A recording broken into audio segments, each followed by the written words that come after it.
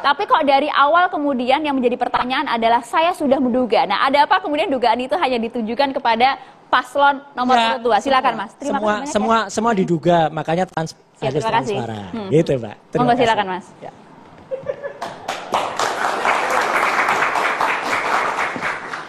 Tapi kan sebenarnya sudah dibantah semua itu baik dari tim pemenangan maupun juga dari KPU. Betul begitu ya, Mas Habib ya? Ya, kalau kami kan nggak punya legal standing untuk membantah, ya kan? Karena bukan kami yang ngurus soal-soal perlengkapan tersebut. Ini saya bacakan ya. Penjelasan konsorsium TV soal 3 mikrofon yang digunakan Wapres. Ya, Cawapres saat debat. Ini clear ya. Bukan KPU, tapi konsorsium TV. Mungkin TV One masuk salah satu di antaranya. Dikatakan tidak ada pengistimewaan dan segala macam. Lalu juga soal suaranya si Mbak Livi, ya, yang kata udah, itu juga disampaikan oleh teman-teman dari konsorsium TV. Jadi kami ya mempersilahkan kepada institusi yang berwenang ya untuk menyampaikan bantahan. Ya. Kalau yang kami rasakan sendiri, bagaimana mungkin ya kita mengintervensi persoalan seteknis itu. Nah, kecuali kalau kita punya Pak Roy Suryo di tim kita, mungkin bisa kita lain hal. Jadi kami nggak ada orang sekaliber Pak Roy Suryo gitu kan ya. Kepikiran aja nggak, apalagi bisa sampai sedetail itu gitu kan. Jadi nggak ada masalah ya kan.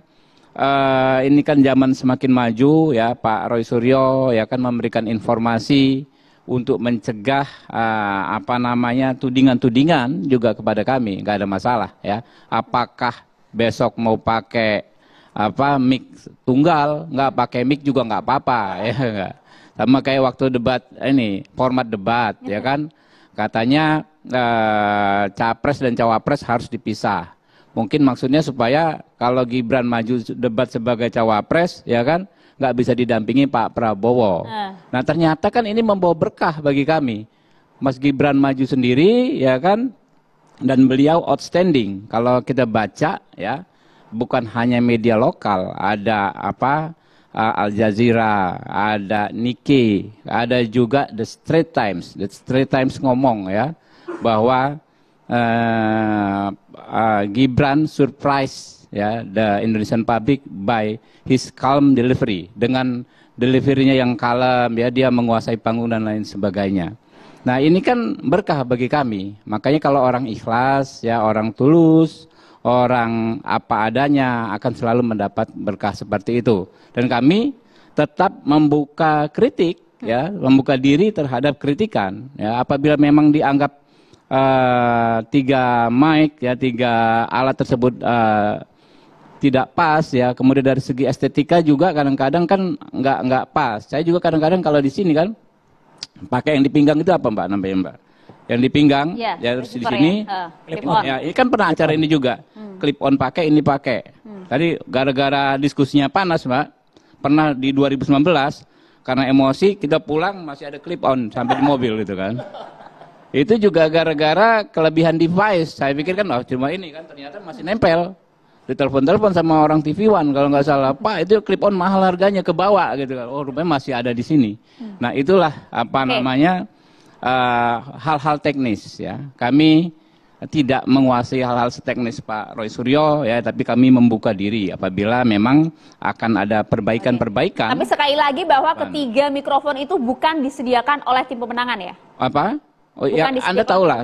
Sebenarnya teman-teman ini tahu atau enggak? Ya kan yang menyelenggarakan teman-teman juga. Bang, konfirmasi, tidak kan? Bukan, karena hanya Mas Gibran pada saat sesi pertama yang menggunakan. Ya makanya saya sebetulnya harusnya saya menanyakan ke Anda, Mbak, atau ke teman-teman TV One yang mengkonfirmasi itu kami. Karena penyelenggaranya ini ya teman-teman TV gitu loh. Tapi bukan kami. TV One Mas pada saat ini ya? Bukan, saya nggak tahu. Pokoknya konsorsium TV itu ya. Konsorsium TV ada macam-macam ya. Makanya kalau mereka telepon tadi ada salah satu juga di acara yang lain mengkonfirmasi, bukannya saya mengkonfirmasi ke Anda lah, yang bikin kan Anda gitu loh. Ya. Oke, tapi kami punya sebuah tayangan yang kemudian harus dikonfirmasi juga oleh Bang Habibur Rahman, kita putar ya, silahkan. Ini respon dari Bang Habibur Rahman menanggapi tweet dari Mas Roy Suryo. Kalau saya sih kita dengar dulu. Kalau saya sih ketawa aja. Betul. Enggak, karena yang beliau sampaikan saya suruh menganalisa tit gitu ya tadi nyebut bokep tadi ya gitu. Ya karena saya memang menganalisis itu dulu. Enggak, ini jujur aja. Dan saya boleh disebut tukang itu boleh, Bang. Ya karena memang saya pengalaman analisis. Tapi kalau seseorang menyebut saya tukang fitnah, nah, itu pidana dia. Ada juga? Ada, ini lagi diproses sama tim hukum ini. Bukan hanya menyebut saya tukang loh. Roy Suryo memang tukang fitnah tulisannya itu. Ya, tapi kalau itu nggak apa-apa, Bang. Itu karena saya memang sering menganalisis itu. Cuman ya nggak tersinggung ya dibilang gitu sama nggak, saya sih ketawa aja. Cuman yang tersinggung kayaknya kok malah nyebut orang lain sih gitu. Masa disebut Pak Ganjar ini? Oke, Mas Iko. Saya dulu dong. Biar nanti kan video saya. Okay. Jadi gini. Oke. Ya Kita kan? dengarkan dulu. Saya ini kan pengagum Pak Roy Suryo. Ya. Dari zaman saya belum jadi anggota DPR ya kan. Nggak pernah fail beliau, nggak pernah gagal dalam menganalisa yang begitu video kan. Terima kasih. Termasuk yang terakhir waktu saya udah di DPR, saya di MKD, Mahkamah Kehormatan Dewan. Ada salah satu anggota, Mas Roy Suryo bisa tahu orangnya yang ini. Kan sekian banyak orang hadir di rapat itu, ingat nggak Mas? Waktu zaman pandemi, ada salah satu anggota DPR melihat bokep, ya kan? Video waktu itu. Video, ya kan? Kita juga nggak ngerti Mas, ya kan? Tiba-tiba Mas Suryo memberikan pencerahan, orangnya yang ini sih sangat-sangat tepat gitu loh. Jadi kalau di hal yang lain saya belum tahu, kalau di dalam menganalisa per ituan tadi, saya pikir Mas Suryo memang expert. Jadi itu bukan sindiran ya? Bukan sindiran. Tadi saya juga udah ketemu dengan Mas Suryo sebentar, nggak ada masalah juga. Ya. Dan kalau toh mohon maaf ya, mungkin Mas Suryo kurang berkenan ya. Atau Pak Ganjar kurang berkenan ya, saya juga minta maaf. Karena Anda menyebut nama Pak Ganjar loh di sana. Jadi gini, loh kan Pak Ganjar sendiri mengatakan apa yang salah kalau saya suka bokep? Kan nggak ada yang salah gitu loh. Nah tapi kalau memang apa yang saya sampaikan tetap tidak berkenan, ya kan ya nggak ada masalah. Saya minta maaf. Namanya manusia kan ada juga salahnya. Respon, Mas Iko, singkat soal itu. Pengen ngerespon yang lebih serius. Soal ini dulu. Kita respon ini dulu ya. Kita skak dulu ya sebelum.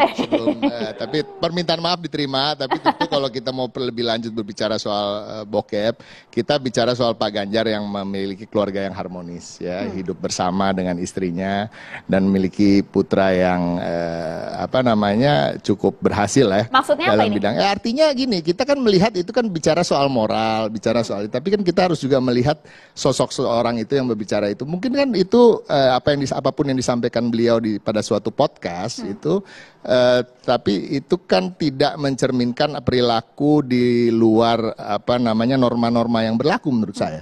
Ya, kita laki-laki jujur aja lah bahwa melihat film-film yang agak-agak saru itu bukan hal yang belum pernah kita lakukan, apalagi teman-teman mahasiswa maupun Mas Habibur Rahman gitu. Jadi intinya nggak ada masalah.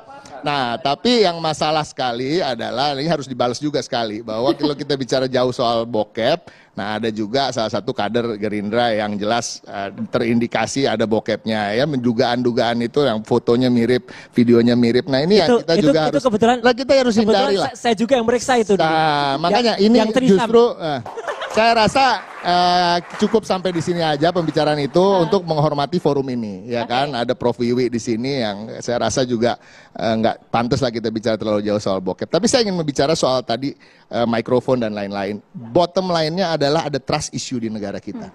Ada krisis kepercayaan terhadap penguasa, krisis kepercayaan kepada penyelenggara pemilu, dan ini yang menjadikan apa yang disampaikan oleh Mas Roy Suryo walaupun tidak terlalu panjang penjelasannya pada tweetnya menjadi kecurigaan-kecurigaan masyarakat itu timbul. Nah, ini kan tidak terjadi di negara-negara yang demokrasinya sudah mapan, ya. Mereka walaupun tentunya mereka hanya menggunakan satu mikrofon, ya. Nah, ini kadang-kadang kita suka berlebihan, apa kita satu trust isunya bisa, takut ada yang curang nih, ya kan. Trust isu kedua bisa, ini buat anggarannya biar naik nih, ya kan, beli barang lebih banyak. Kita banyak trust dan ini semua bisa bisa benar. Tingkat kebenarannya bisa sampai 90%, ya, antara anggarannya tinggi jadi bancakan, antara memang ada keberpihakan pada salah satu paslon, dan ini semua. Tim Anda sempat mencurigai itu juga nggak? Enggak, sama sekali enggak. Okay. Jujur, saya juga mengeluarkan statement mewakili TPN bahwa kami meyakini tidak ada yang curang, karena apalagi karena Gibran tidak tampil istimewa. Waduh, sampai di situ dulu kalau gitu, sampai di situ dulu.